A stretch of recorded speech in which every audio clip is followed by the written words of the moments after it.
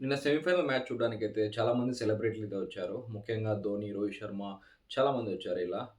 Cine field నుంచి కానీ, తర్వాత ఇతర స్పోర్ట్స్ నుంచి గానీ, చాలా బాగా అనిపించింది. ఎందుకంటే వాళ్ళంత బాగా వచ్చి మ్యాచ్‌ని ఎంజాయ్ చేయడము, అదొక ఎంకరేజ్‌మెంట్ లాంటిది. ఎందుకంటే ఒక జూనియర్‌లు ఆడుతున్నప్పుడు సీనియర్‌లు రావడము, లేదు ఏరే ఇండస్ట్రీ నుంచి రావడము, ఇదైతే చాలా సపోర్టింగ్‌గా ఉంటుంది. సో, ఇక్కడ చూస్తున్నంత సేపు అయితే నాకైతే బాగా అనిపించింది. ముఖ్యంగా ధోని వైఫ్ అయితే మ్యాచ్ మొత్తం అయితే స్టాండింగ్ ఓవేషన్‌లు అయితే చూసారు. ఆమె చిన్న క్యాచ్ పట్టినా, ఈవెన్ బుమ్రా వచ్చేసి ఒక పిచ్ పడి చేతిలోకొచ్చిన బాల్‌ని కూడా క్యాచ్ అన్నట్టు ఫీల్ అయితే, ధోని వచ్చేసి వెనకాల నుంచి ఇది ఔట్ కాదన్నట్టయితే ఆమెకి చెప్తున్నాడు. ఇవన్నీ యూట్యూబ్‌లో కానీ, ఇన్‌స్టాగ్రామ్‌లో కానీ వైరల్ అవుతున్నాయి. నిజంగా ఇదైతే చాలా బాగా అనిపిస్తుంది. ఎందుకంటే మనం క్రికెట్ నుంచి డబ్బు సంపాదించాము, నేమ్ సంపాదించాము. సో, దానికి మ్యాచ్‌లు గాని, ఏయన్నా గొప్ప స్థాయిలో జరుగుతున్నప్పుడు మనం అటెండ్ అయ్యేసి అక్కడ చూడడం అనేది అది ఒక మంచి ఉద్దేశ్యమే. సో, ఇదైతే నేను కోహ్లీ నుంచయితే చాలా అప్‌సెట్ అయ్యాను. ఎందుకంటే నేను స్టార్టింగ్ నుంచి గూడా సచిన్ అభిమానిని. తర్వాత వచ్చేసి సచిన్ వెళ్ళేటానికి కోహ్లీ అయితే వచ్చాడు. అడపాదడపా ఆడుతూ ఉండేవాడు. కానీ 2011 వరల్డ్ కప్ తర్వాతయితే మొత్తం కోహ్లీ ఎరానే నడిచింది. సో, కోహ్లీకి ఫ్యాన్ అయిపోయాను. తర్వాతొచ్చేసి టెస్ట్ మ్యాచుల్లో అయితే మనకి కొంచెం బోరింగ్‌గా ఉంటుంది. ఎందుకంటే అక్కడొచ్చేసి మ్యాచ్‌లు 5 రోజులు జరుగుతాయి. ఒక్కొక్క టీమ్ 2 రోజులు అలా బ్యాటింగ్ చేస్తుంది. సో, అక్కడ కోహ్లీ కంటే ముందు పుజారా వస్తాడు. సో, పుజారా ఎంత టెస్ట్ ఆడతాడో మనకు తెలుసు. అతనొచ్చేసి మినిమమ్ 200, 300 బాల్స్ ఆడడము, ఇలా చేయడం వల్ల మనకు ల్యాగ్ అనిపిస్తుంది. సో, మనమైతే మన ఇంపార్టెంట్ ప్లేయర్, మన ఫేవరెట్ ప్లేయర్ వచ్చినప్పుడే మ్యాచ్ చూడాలనుకుంటాం. ఎందుకంటే టెస్ట్ మ్యాచ్‌లో ఎక్కువ టైం ఉంటుంది కాబట్టి. సో, కోహ్లీ వచ్చినప్పుడు మాత్రమే హాట్‌స్టార్‌లో గానీ, లేదంటే టీవీలో కానీ చూసేవాడిని. మిగతా టైంలో కొంచెం వేరేటియేమన్నా ఉంటే చూసుకునేవాడిని. సో, అటువంటి సిట్యుయేషన్ నుంచి ఇప్పుడు కోహ్లీని ఏంది ఇలా తయారయ్యాడు అనే స్థాయికి తీసుకొచ్చాడు కోహ్లీ. ఎందుకంటే అతనొచ్చేసి సంపాదించింది ఇండియాలో. ఇండియా టీమ్ తరపున ఆడడం కావచ్చు, తర్వాత ఇక్కడ పెట్టుబడులు పెట్టడం కావచ్చు, ఏమైనా ఉంటే ఇండియా నుంచి అతను ఎర్న్ చేసింది.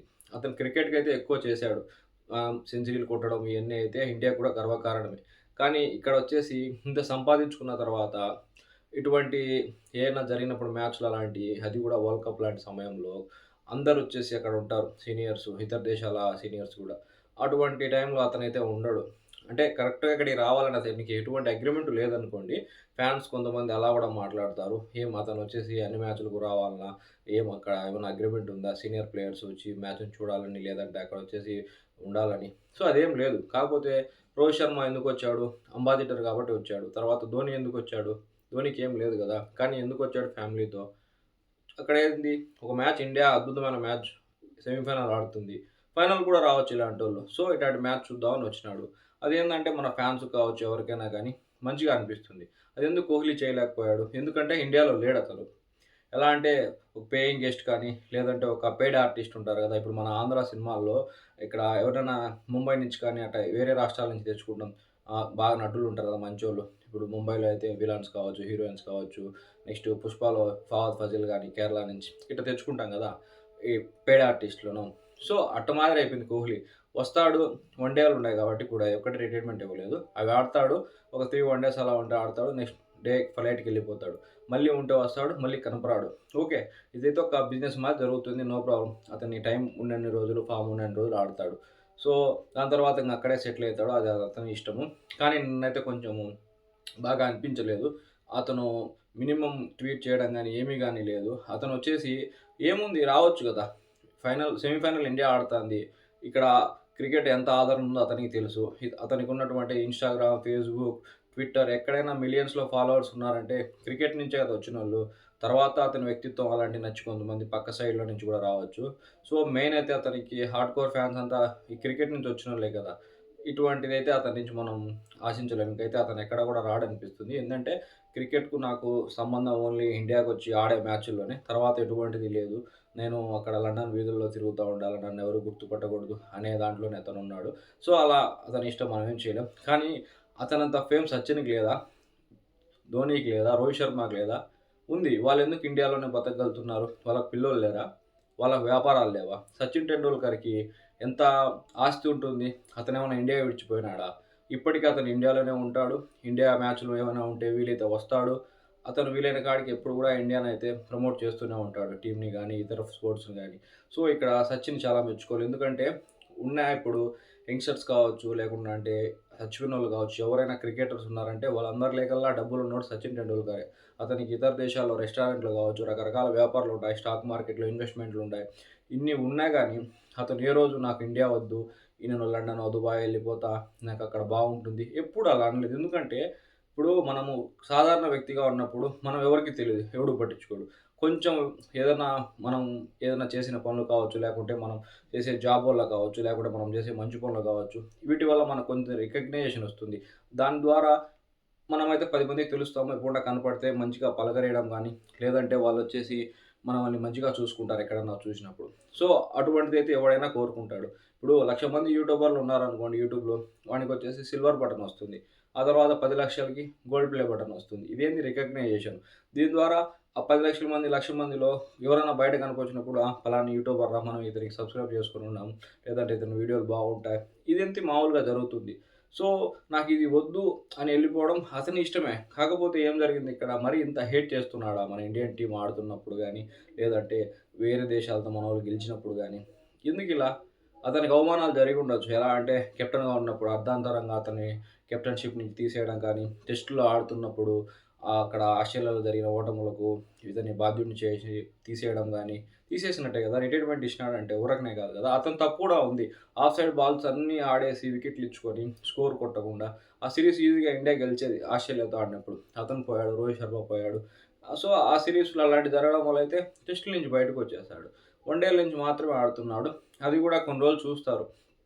2027 వరల్డ్ కప్ ఆడతాడో లేదో గూడా చెప్పలేం. ఎందుకంటే ఇప్పుడొచ్చేసి ఈ వరల్డ్ కప్ ఆల్మోస్ట్ గెలిచేతట్టే ఉన్నారు ఇండియన్ టీమ్. ఇక్కడ ఇండియన్ టీమ్ వరల్డ్ కప్ గెలిచిందనుకోండి, గంభీర్‌కి ఇంకొంచెం ఎక్కువ వస్తుంది. ఎలా అంటే నేను మంచి టీమ్‌ని బిల్డ్ చేశాను, వరల్డ్ కప్ గెలిపించాను. సో, 2027 గూడా నేను చెప్పినట్టు చేయండి అన్నట్టు సెలెక్టర్స్ కానీ, నెక్స్ట్ వచ్చేసి బోర్డ్ మెంబర్స్ గానీ అతను మాట్లాడగలుగుతాడు. అప్పుడేమైతది రోహిత్ శర్మ, కోహ్లీ ప్లేస్‌లో ఇంకొకెవరినన్నా మంచిగా తీసుకురావడము ఇన్ని జరగొచ్చు.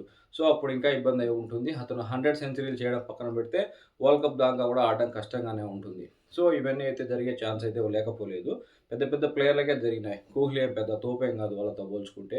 సచిన్ టెండూల్కర్, ద్రావిడ్, గంగూలీ ఇలాంటి వాళ్ళనే బోర్డ్ మెంబర్స్ ఎలాగో అంటే అలా ఆడుకున్నారు. సో, ఇక్కడ ఎవరైనా రిటైర్ నుంచి గౌరవప్రదంగా రిటైర్డ్ అయ్యారంటే సచిన్. ఎంత బాగా రిటైర్డ్ అయ్యాడు.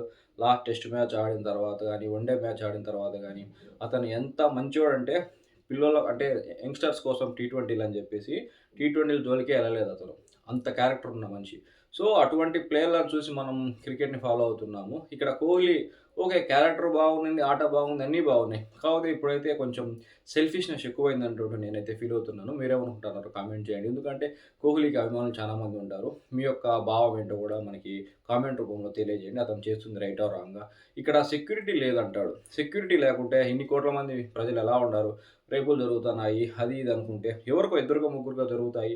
మిగతా వాళ్ళంతా ఉండరు గదా! మన ఇళ్ళలో మనుషులు లేరా? ఆడోళ్ళు లేరా? సో, ఇక్కడైతే అభద్రతా భావం ఎక్కువ ఉండకూడదు. ఎందుకంటే రోడ్డు మీద పోతా ఉంటే మనం వాళ్ళని పలకరియకూడదన్నప్పుడు ఇంట్లోనే ఉందాము. ప్రతి ఒక్కటి ఆన్‌లైన్‌లో వస్తాయి గదా! మనకి కావాలన్నా ఇంట్లోకి అమెజాన్ కానీ, తర్వాత ఫ్లిప్‌కార్ట్ కానీ, ఫుడ్ సర్వీస్‌నొచ్చేసేటి జొమాటో కానీ, స్విగ్గీ కానీ ఏ టు జెడ్ ఉన్నాయి మనకి. బయటికి పోవాకు. ఒక 10 ఫ్లోర్స్ ఇల్లు కట్టుకో. ఏ టు జెడ్ దాంట్లోనే పెట్టుకో. ఎవరు రమ్మన్నారు బయటికి? అసలు ఇండియానే నీకొద్దా? అలానే ఉన్నట్టుంది. అక్కడ దుబాయ్‌లో గాని, అక్కడ గోల్డ్ వీసాలు అయన్నీ ఇస్తారు గదా! సో, చాలామంది వెళ్తుంటారు. కానీ అంబానీ కానీ, సచిన్ కానీ, లేకుండా అంటే ధోని గాని, ధోనికి లేని ఆస్తా? ధోని ఇప్పటికి ఇన్ని ఏళ్లలో యాక్టింగ్ చేస్తున్నాడు. కానీ ఎప్పుడు గూడా అలాంటి మాటలైతే అనలేదు. సో, మామూలుగానే ధోని వచ్చేసి ఎక్కువ రెస్పాండ్ అవ్వడు ఎక్కడ గూడా. కానీ అలాంటి అతను ఎక్కడికి పోలేదు. ఇక్కడే ఉన్నాడు గదా! అతను ఎంత బాగా లైఫ్ లీడ్ చేస్తున్నాడు. అతని ఇల్లు గూడా ఒక స్వర్గంలాగా ఉంటుంది మనకి. అతను ఒక వీడియోలో చూపిస్తాడు. ఒకతనొచ్చేసి ఎంట్రన్స్ బయట ఇసిపెట్టడానికి ఒక అడవిలోంచి వచ్చినట్టు వచ్చి బయట ఇసిపెట్టిపోతాడు. యమహా ఆర్ఎక్స్ 100 బైక్ మాదిరి ఉంటుంది. సో, అంత మంచి లైఫ్ లీడ్ చేస్తున్నారు. మూవీ యాక్టర్స్ అయినా గానీ, అమితాబ్ బచ్చన్ గానీ, లేకుంటే చిరంజీవి కానీ, వీళ్ళందరికంటే కూడా గొప్పోడా కోహ్లీ? చెప్పండి మీరే ఒకసారి ఆలోచించండి. ఇంత చీప్‌గా ఆలోచిస్తాడా అనిపిస్తది నాకైతే. ఎందుకంటే మొన్న ఒక వీడియో బయటకొచ్చింది. కోహ్లీ కూతురుని తోడుకొని పోతా ఉంటాడు. ఒక స్ట్రీట్‌లో కూడా వీడియో ఎత్తాడు. అదేదో ఒక ఘనకార్యం చేసినట్టు. ఇంగ అతను సాధారణంగా తిరగాలనుకున్నప్పుడు తిరుగుతాడు. దానికి మనకి ఇబ్బందేముంది? ఇక్కడైతే నిజంగా రోహిత్ శర్మను గాని, ధోని గాని ఎంత మెచ్చుకున్నా ఇబ్బంది లేదు. ఎందుకంటే వాళ్ళు క్రికెట్‌ని ఎంత ఆదరిస్తారో, అది ఆడినప్పుడు గాని, లేకుంటే టీమ్ ఆడుతున్నప్పుడు గాని చాలా బాగా ఉంటుంది. ఈవెన్ ధోని అయితే ఓసారి రిటైర్మెంట్ తర్వాత కోచింగ్ గూడా చేయడానికొచ్చాడు. అది ఇప్పుడు చూస్తుంటే కోచింగ్ చేయాలని డబ్బుల కోసం కాదు గదా! మనకు ఆట మీద ఉన్న ప్రేమతో మనమైతే ఏదైనా చేయాలనుకుంటాం. ప్రతిసారి డబ్బులు అంటే ఇప్పుడు ధోని వచ్చేసి వేరే లీగ్‌లో ఆడితే ప్రతి లీగ్ ఆడగలుగుతాడు. ఐపీఎల్ పక్కన పెట్టేసి ఎన్ని లీగ్‌లు ఉన్నాయో అన్ని లీగ్‌లు ఆడగలుగుతాడు. ఎందుకు పోడు? జస్ట్ ఐపీఎల్‌కి స్టిక్ అయిపోయాడు. చాలు ఇది మనకి ఇండియాలో ఆడుతున్నాం అన్నట్టు. సో, ఇదైతే మనం కోహ్లీ నుంచి ఆశించలేము. నాకు కోహ్లీ అంటే ఏం హేట్ లేదు. కానీ నిన్న జరిగిన దానికైతే కొంచెం బాధ అనిపించింది. నిన్నైతే సెలబ్రిటీలు ఎవరెవరు వచ్చారో ఒకసారి చూసుకుందాము. ధోని వచ్చాడు వాళ్ళ ఫ్యామిలీతో. తర్వాత రోహిత్ శర్మ వచ్చాడు. ఎందుకంటే ఐసీసీ అంబాసిడర్. కాకున్నా గాని వస్తాడతను. తర్వాత కేఎల్ రాహుల్ వచ్చినాడు. తర్వాత వచ్చేసి అహాన్ శెట్టి కేఎల్ రాహుల్ యొక్క brother in law, wife relative. తర్వాత వచ్చేసి జైషా వచ్చినాడు. ఇతను చైర్మన్. చైర్మన్ అస్సలు రావాల్సిన పని లేదు. ఎందుకు వచ్చినాడు? మన ఇండియా ఆడుతున్నప్పుడు ఎవరికైనా గానీ గర్వంగా ఉంటుంది వచ్చి చూడడానికి కానీ, రిప్రజెంట్ చేయడానికి. తర్వాత బాలీవుడ్ నుంచి 'రణబీర్ కపూర్', 'అలియా భట్' కూతురుతో సహా వచ్చినారు. ఏం వాళ్ళకి లేదా డబ్బులు, వాళ్ళకి లేదా ఫేము. 'రణబీర్ కపూర్' ఏం చిన్న యాక్టరా? వాళ్ళకో పాప ఉంది. ఎందుకు తీసుకొనొచ్చారు స్టేడియానికి? భద్రత లేదా? సో, ఇక్కడ ఎంత బాగా తీసుకొనొచ్చారు. వాళ్ళు ఎంజాయ్ చేశారు మ్యాచ్‌ని. తర్వాత 'అనిల్ కపూర్' వచ్చినాడు. అతను కూడా మంచి సీనియర్ యాక్టర్ గదా! బోనీ కపూర్ ఒక తమ్ముడు. తర్వాత 'వరుణ్ ధావన్' వచ్చినాడు. 'తృప్తి దిమ్రి' వచ్చింది. ఈవెన్ మన యంగ్‌స్టర్స్ అనేటువంటి 'సూర్యవంశి' కూడా వచ్చి మ్యాచ్‌ని ఎంజాయ్ చేశాడు. ఇక్కడ ఎటువంటి మ్యాచ్ అసలు ఖచ్చితంగా రావాలని లేదు. కానీ అంతమందొచ్చినప్పుడు ఒక ఇండియా టీమ్‌కి ఇంపార్టెంట్ ప్లేయరు, ఒక అంబాసిడర్ లాంటి ఇతను మనకు కనిపించకుండానే ఎళ్ళిపోయాడే. సైడ్‌గా ఎట్టంటే నాకు క్రికెట్‌తో గాని, ఇండియాతో గాని పని లేదన్నట్టు. అదే నాకైతే చిన్నగా బాధేసింది నిన్న. సో, ఇది ఈ వీడియోలో నేను చెప్పదలుచుకుంది. ఎందుకంటే మనం డబ్బు సంపాదించేటప్పుడు, పేరొచ్చేటప్పుడు మనకైతే ఇండియా కావాలి. కానీ మనకన్నీ వచ్చిన తర్వాతయితే ఇండియా వద్దు. ఎందుకంటే నా అన్వేష్ చెప్తాడు కదా కొన్ని రీజన్స్. ఇండియా డర్టీగా ఉంటది. ఇండియాలో పాలిటిక్స్ ఎక్కువ. ఇండియాలో వచ్చేసి అది ఇది. ఇండియాలో లేడీస్‌కి ఇది ఇది ప్రొటెక్షన్ ఉండదు. ఇయన్నీ మాట్లాడతారు కదా! సో, అలాగే ఇలా ఇతను కూడా అయిపోయేటట్టుంది. ఎవరు కూడా ఇలా అనుకోవాల్సిన అవసరం లేదు. ఎందుకంటే ఇండియా అంత చీప్ కంట్రీ అయితే కాదు. ఇక్కడ ఎన్ని మతాలు, ఎన్ని కులాలు ఉన్నా గానీ, ఇంత మంచిగా మనమైతే ఉన్నాము. అక్కడంతా యుద్ధాలు జరుగుతున్నా గానీ, ఈరోజు మనమైతే వరల్డ్ కప్‌ని జరుపుకోగలుగుతున్నామంటే, మన యొక్క మంచితనం, గొప్పతనమే. ఉంటారు. ప్రతి దాంట్లో గూడా 100%లో ఒక 10% చెడ్డోళ్ళుంటారు. పనికిరానోళ్ళుంటారు. అంతా ఉంటారు. కానీ 90% అనేవాళ్ళు ఇంపార్టెంట్ ఇక్కడ. మనమైతే ఆ 90లో ఉన్నామనుకుంటున్నాను మన దేశంలో. సో, క్రికెట్ అనేది మనకు ఎంత ఇంపార్టెంటో ప్రతి ఒక్కరికి తెలుసు. దానివల్ల మనకు ఉపయోగం లేకున్నా గానీ, మనమైతే ఎప్పుడైనా ఇండియా మ్యాచ్ వస్తుందంటే వీలైతే ఫోన్‌లో కానీ, టీవీలో కానీ చూడాలనుకుంటాము. కానీ దాని ద్వారా డబ్బులు సంపాదించి, ఫేమ్ సంపాదించిన వాళ్ళకైతే అది అవసరం లేని వస్తువుగా అయిపోయింది. సో, మీరేమనుకుంటారో కామెంట్ చేయండి. Thanks for watching this video.